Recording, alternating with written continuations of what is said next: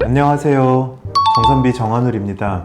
많은 분들께서 이미 좀 많이 하셨던 것 같은데 필수 관문이라고 누가 그러더라고요. 그래서 나무위키, 나무위키에서 제가 제일 많이 하고 있는 수술 중에 하나인 양악수술에 대해서 어떤 내용들이 있고 과연 그 내용들이 맞는지, 제 생각과 다른 게 있다면 어떤 게 다른 건지 이런 것들을 한번 짚어보고자 합니다. 전에 보신 적 있어요? 있었는데 아니 없어요 그냥. 안 봤어요. 약간은 조금 편하고 가볍게 한번 짚어보면 어떨까 싶습니다.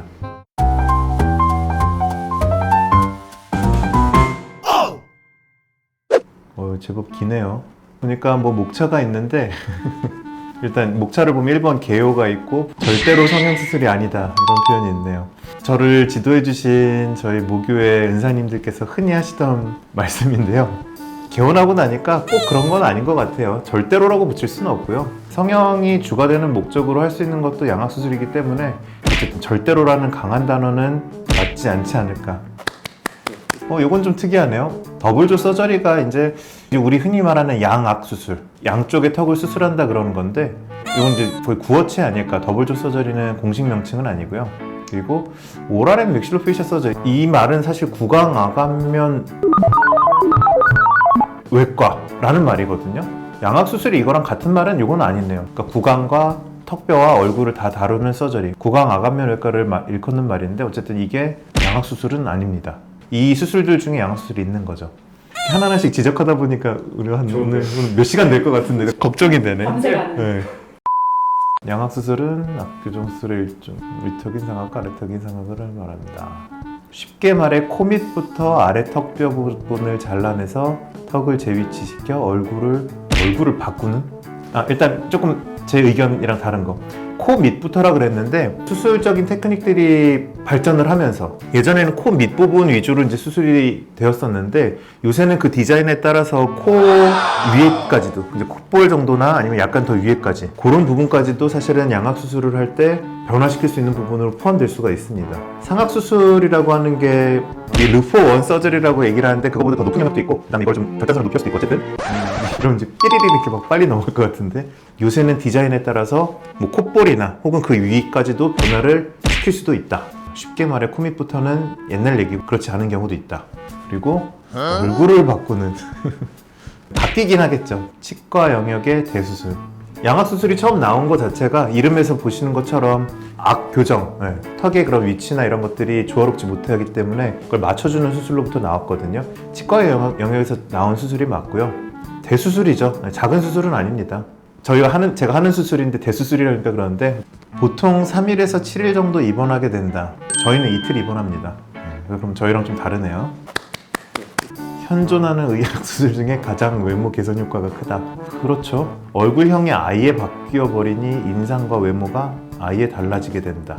이거는 옆에 있는 환자에 따라 차이가 있다. 많이 바뀝니다. 조금 바뀌어도 이미지가 많이 바뀌는 경우도 있고 실제로 어떤 얼굴이 많이 바뀌는 분들도 있는데 다른 사람의 얼굴이 직관되는 모습이 비슷하게 된다고 느껴지는데 얼굴 하관의 비율이 현장에 달라지게 되어 다른 사람이라고 착각하게 된다. 한 성형외과 의사의 말로는 원래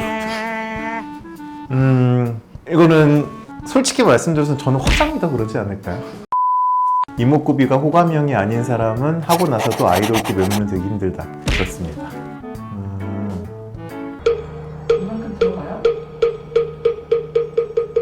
너무 많이 넣었는데요, 이거는? 너무 많이 넣었네요. 이거는 이렇게 각도가 생기면 안 되고 수술 비용 대략 이런 정도 선이라고 보시면 되고요. 수술과 교정이 이제 보통은 비용이 따로 발생을 하죠. 그래서 여기 이제 보험 얘기가 나오는데 사실은 지금 보험 적용이 법적으로 정해진 게 딱 몇 가지밖에 없습니다. 제일 대표적으로 선천적인 기형 증후군 이런 거 있다거나 치아가 20몇 개가 있는데 한 개만 닿는다거나 이가 한 1cm 이상 벌어져 있거나 이제 이런 아주 정말 누가 봐도 치료를 해야 될 것 같은데 이제 심각하게 드는 그런 정도 몇 경우 빼고는 보험 적용이 되지는 않습니다. 많은 경우 치료 목적이 주가 되는 게 사실 양악수술의 목적인 건데 이제 보험되는 경우들은 아주 극소수의 분들만 해당이 된다는 게 아직까지는 그런 보험 기준에 좀 한계인 것 같긴 합니다. 그 기준에 조금 못 미치지만 정말 심한 분들도 많이 있거든요. 저희가 마음대로 해드릴 수 있는 부분이 아니다 보니까 그러니까 지금 거의 1cm 정도가 차이가 나야 보험 혜택이 되는데 사실 우리 한 1, 2mm만 안 맞아도 라면 못 먹거든요. 라면이 몇 밀리 안 되잖아요. 새끼손가락 정도가 씹히지 않을 정도로 이 사이에 왔다 갔다 하면은 된다. 뭐 되게 그 정도만 그러면 될 것 같습니다. 이거 맞는 얘기들이 많네요 생각보다. 주걱턱, 부정교, 안면대시면 그야말로 외모나 턱의 기능. 싱골탈퇴. 좋은 표현인데 근데 너무 기대를 하실 수 있는 표현들도 좀 있지 않나 싶긴 합니다.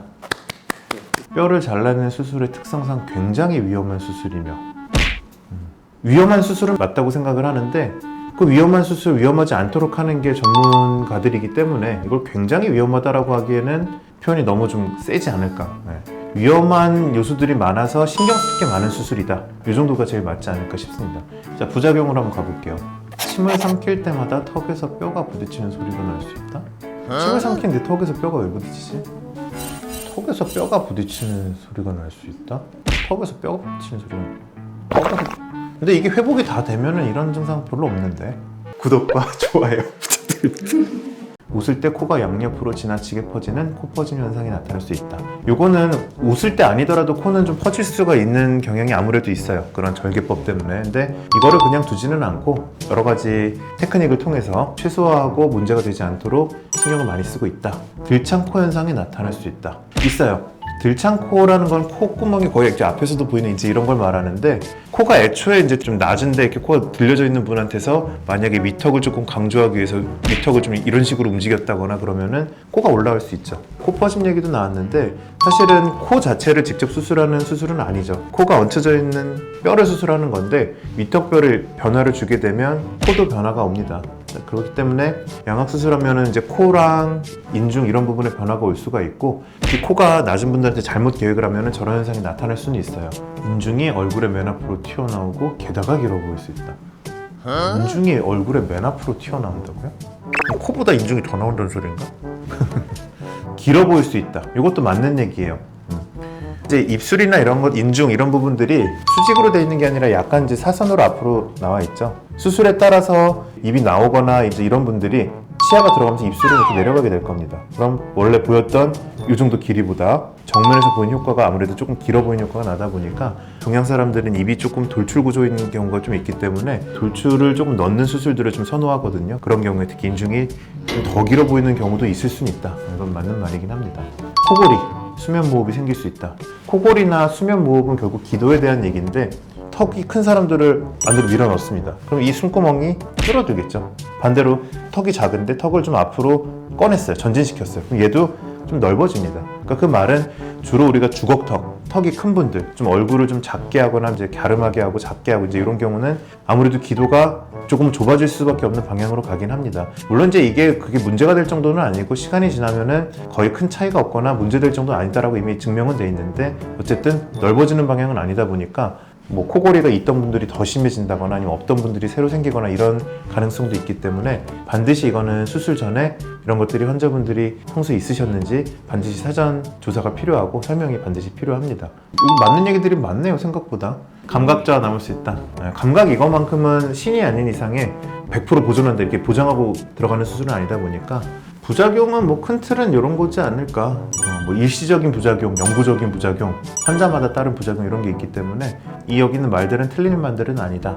합병증 뭐 이런 것도 사실 얘기하자면 얘기할 게 굉장히 많아요.